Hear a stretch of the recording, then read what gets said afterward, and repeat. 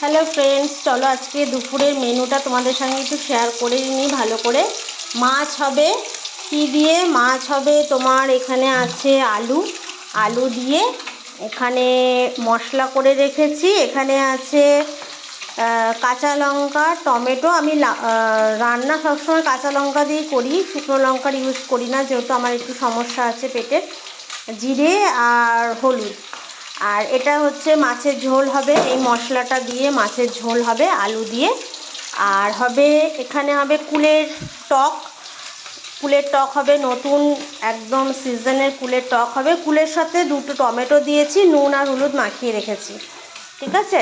এটা দিয়ে কুলের টক হবে, একদম সিজনের প্রথম ফল দিয়ে টক হবে। এখানে হবে পুনকো শাক, অলরেডি 5-6 বার ধুয়ে রেখেছি। তোমরা জানো পুনকো শাকে প্রচুর মাটি থাকে, তো 5-6 বার ধুয়ে একদম ভিজিয়ে রেখে দিয়েছি।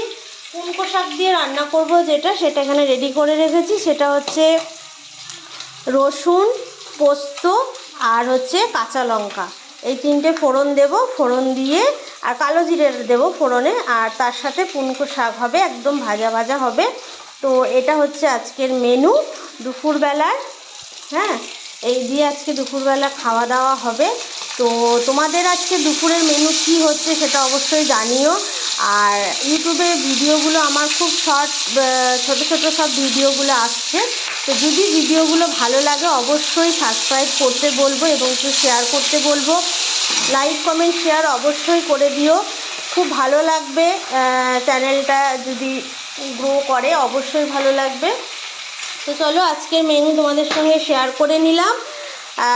তোমরা সানডেতে কি মেনু করছো? মাংস হয়নি, কারণ হচ্ছে মাংসটা, চিকেনটা যদিও আমি অত পছন্দও করি না, আর মাটন আমি খাই না, আর মেয়ের শরীর খারাপ তোমাদের সবাইকে বললাম। তো চলো এই হবে, এটা হলেই আমার, এটা আর এইটা, এই দুটো জিনিস হলেই আমার, আর কিছু চাই না।